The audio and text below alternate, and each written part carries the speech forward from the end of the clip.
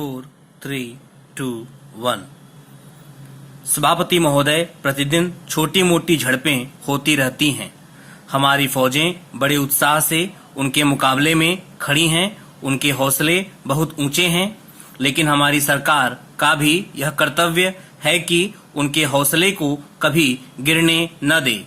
उन्हें हर तरह की सुविधा प्रदान की जाए जिससे उनका आत्मविश्वास बढ़े।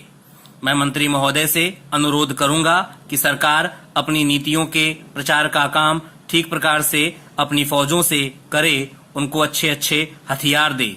अनुसूचित जातियों और आदिवासी जातियों के आयुक्त ने जो अपना प्रतिवेदन प्रस्तुत किया है, उस प्रतिवेदन को देखने से यह प्रतीत होता है कि इसको तैयार करने में उन्होंने बहुत परिश्रम से कार्य किया है।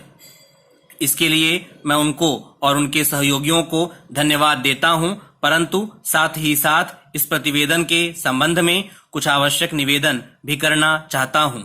पहली बात तो यह है कि इस प्रतिवेदन को देखने से ऐसा प्रतीत होता है कि इन कार्यों के लिए जिस धन का उपयोग होता है वह 3 साधनों से उपलब्ध होता है: केंद्र सरकार द्वारा, राज्य सरकारों द्वारा और कुछ गैर सरकारी संस्थाओं द्वारा।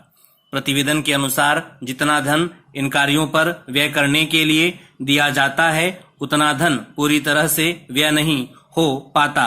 मैं यह नहीं कह सकता कि आवश्यकता से अधिक धन दिया जाता है या कार्यकर्ताओं को वह धन प्राप्त ही नहीं होता, जिसके कारण से वह बिना खर्च हुए बच जाता है। मैं तो यह चाहता हूं कि जितना धन दिया जाता है उसका पूरा उपयोग हो और आयुक्त को यह न कहना पड़े कि इस कार्य के लिए जितने धन की आवश्यकता थी उतना धन नहीं मिल पाया और विवश होकर हमको उस कार्य को बीच में ही रोकना पड़ा। जहां तक राज्य सरकारों का संबंध है, बहुत सी राज्य सरकारें अभी तक इस कार्य में असावधानी से काम ले रही हैं और इस कार्य को उपेक्षा की दृष्टि से देखती हैं।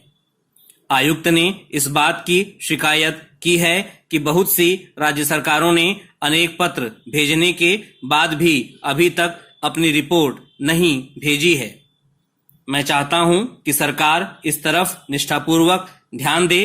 राज्य सरकारों पर दबाव डाला जाए कि वे इस दायित्व के प्रति सचेत हों और आयुक्त को इनके कार्य में पूरा सहयोग प्रदान करें।